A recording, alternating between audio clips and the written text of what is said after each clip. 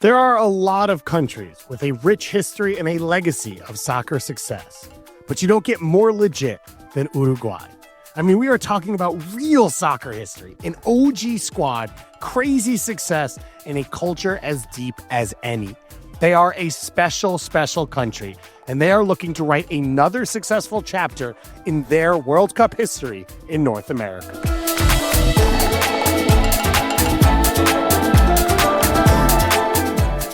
Welcome to Kickback Soccer Media's World Cup Capsules, where you'll learn everything you need to know about all 48 of the national teams competing at the 2026 World Cup.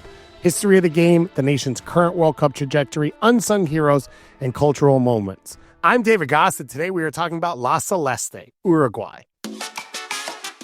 Uruguay is truly the first soccer powerhouse. They basically owned the game in the first half of the 20th century. Since then, they've stayed competitive in almost every single era of the game. They've produced some big legends, guys like Luis Suarez, Diego Forlán, and Edison Cavani along the way. One of the biggest reasons for Uruguay's success and staying power is garra charrúa, a unique Uruguayan national psyche that portrays Uruguayans as perennial underdogs who need to use all of their fight, their grit, their tenacity, and their courage to keep fighting and never give up. Literally, claw of the charrúa, which is an indigenous people native to Uruguay, the concept instills a never-say-die attitude in all Uruguayans, especially the national team, where players are taught to do whatever it takes to win. And you all know the poster boy for this concept, Luis Suarez. An incredible player in his own right and a legend for Uruguay and Liverpool and maybe even Barcelona. Suarez has been known to do whatever it takes in the moment to keep Uruguay in a game. In the 2010 World Cup quarterfinals, he famously stuck his hands up to block a Ghana shot that was destined for the back of the net in stoppage time. It earned him a red card, but it gave Uruguay a lifeline, as Ghana missed the penalty and Uruguay moved on.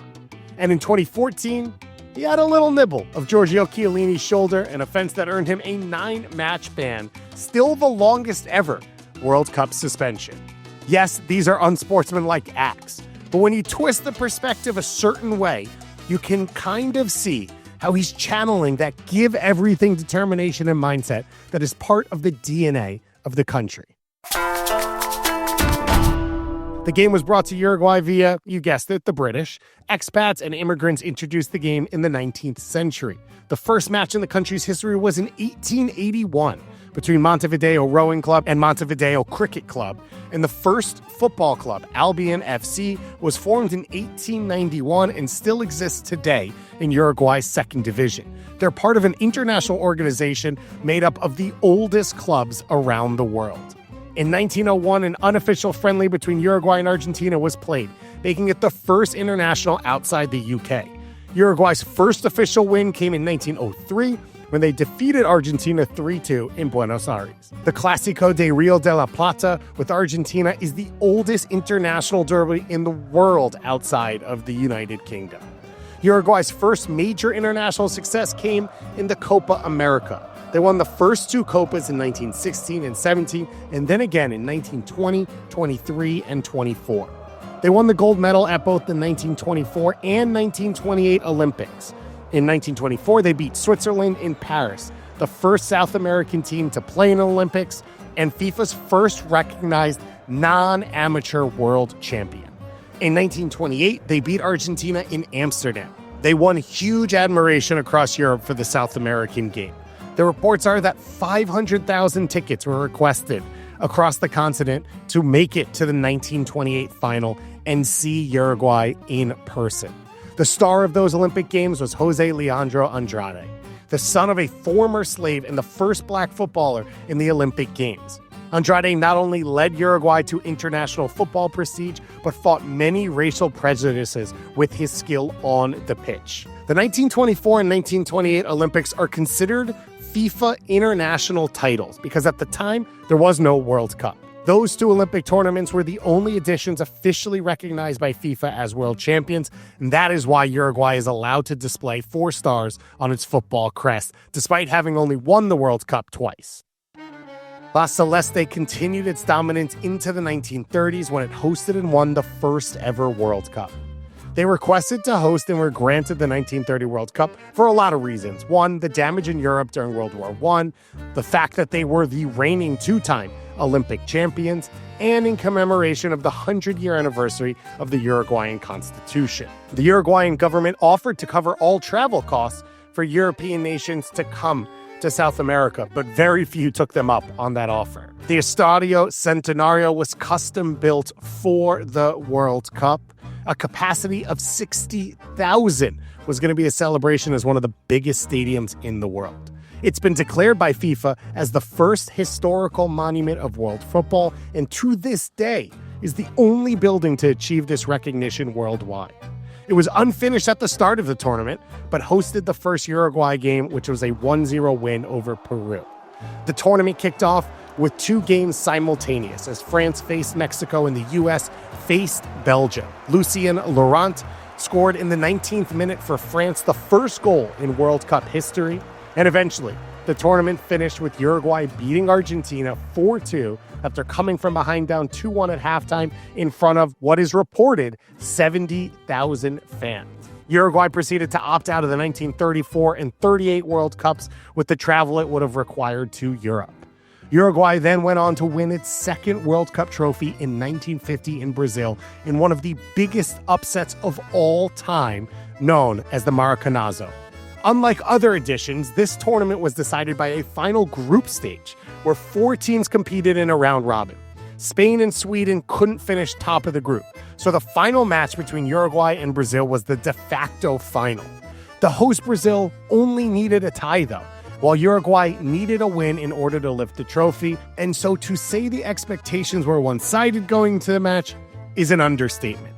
Brazil was the overwhelming favorites. They had dominated throughout the tournament. The whole country acted like it was already a victory. Celebrations were being planned in advance.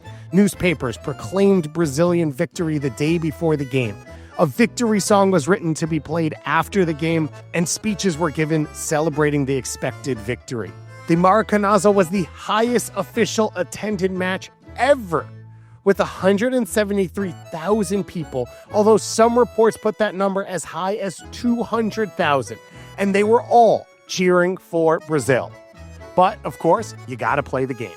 Brazil struck first, as expected. Juan Alberto Schifiano equalized, and then Alcides Guiga in the 79th minute took the ball down the right wing, slipped it under the goalkeeper Moacir Barbosa, stunning the Brazilian team and the crowd and sealing a 2-1 upset. It was a massive moment in the history and identity of Uruguayan football as underdogs to go and win in that environment.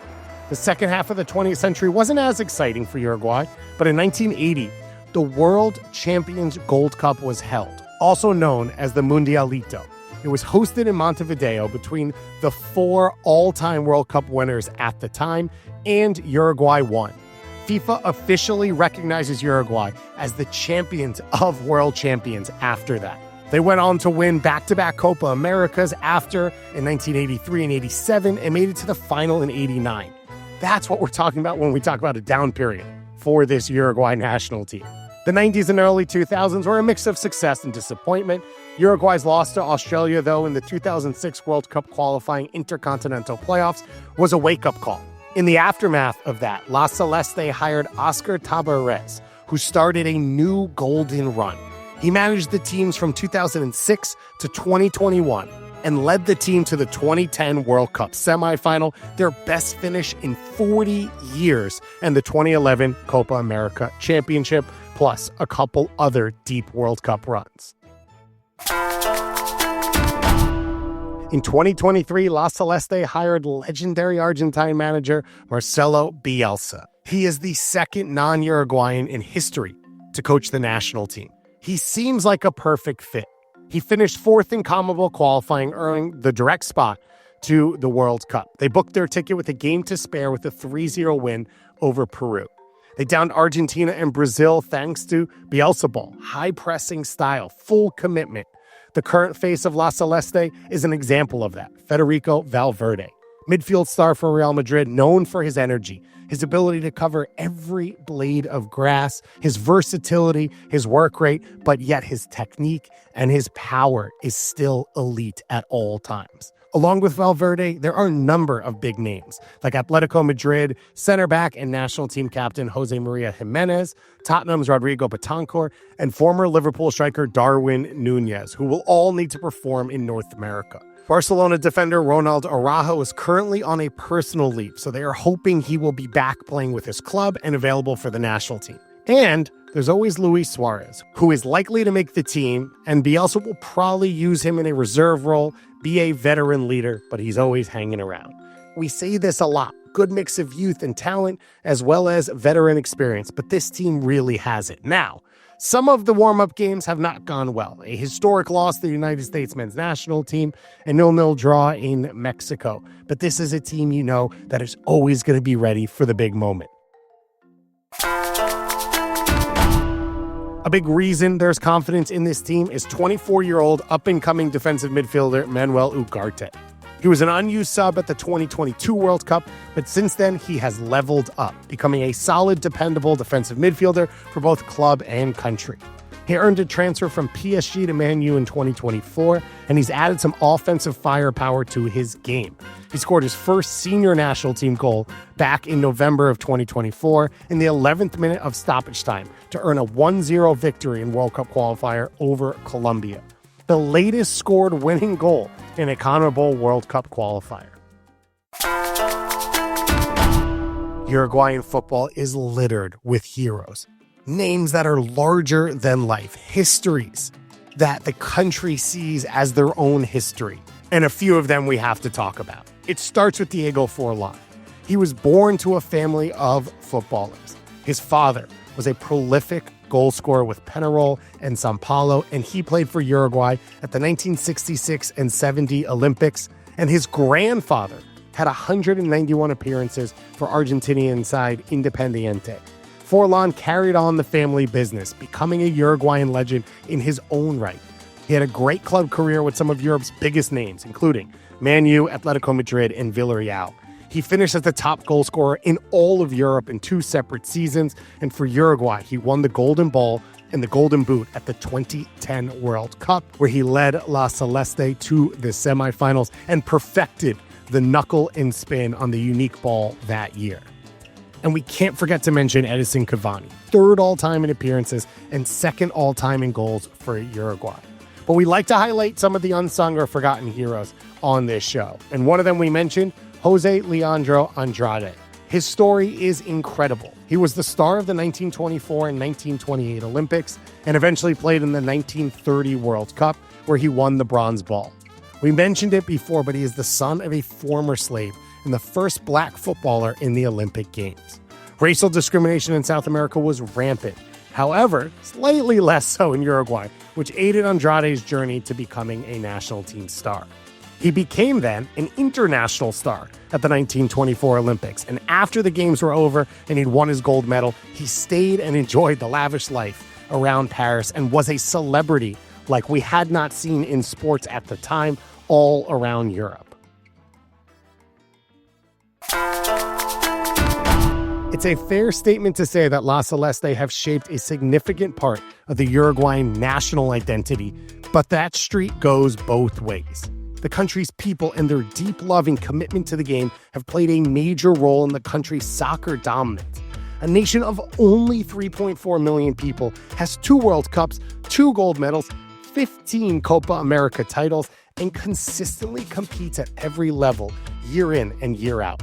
An example, at the start of the 80s, Fernando Moreno, crack Uruguayan striker, was playing in Spain. He had transferred there from Montevidean club Peñarol, where during one memorable match he had scored 8 goals. In 1981, Peñarol fans desperately wanted Moreno back for the club's 90th anniversary. So they started Operation Moreno, with fans cobbling together the equivalent of $1 million to pay for his transfer back to Uruguay out of their own pockets. Moreno went on to become Uruguay's top scoring player, a record he still holds today. That passion is displayed day in and day out in the Uruguayan domestic league.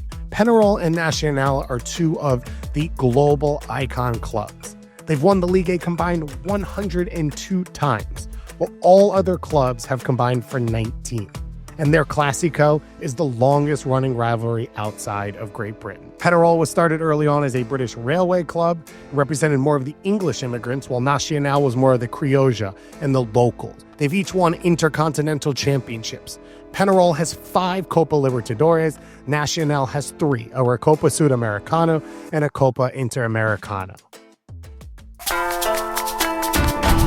Uruguay was drawn into Group H with Saudi Arabia, Cape Verde, and Spain. Their first 2 games will be in Miami, then to Mexico for the third match versus Spain, which you have to think is going to decide the group winner. Regardless, the expectation is Uruguay will move out of the group stage. But there is question marks going into this tournament. Obviously, there is a large generation of superstars, whether you think about Diego Godin or Luis Suarez, who are stepping away from the national team. Also, the results to end 2025 were at times historically poor. A loss to the United States, 5-1, is one of the worst results Uruguay has ever faced and one of the best that the United States has ever put together. A 0-0 draw in Mexico does not garner a lot more hope. But you know what you're going to get with this team. Every game is going to be a dogfight. Every game is going to be close. And what Uruguay has done, what their identity is, that they elevate in those moments of stress and pressure in the biggest tournaments when other teams falter. And my expectation is we're going to see Garra, Charrúa once again elevate and push this team towards a quarterfinal with a shot at a semifinal. Fun fact, Uruguay is known as La Celeste. I said that a couple times in this show. It means sky blue because of their iconic jerseys. But how they landed on those specific kits is unique. On the 10th of April, 1910, now defunct club River Plate defeated Argentine side Alumni 2-1. That day, River Plate wore its alternate jersey, a light blue one, due to the home jersey being too similar to Alumni.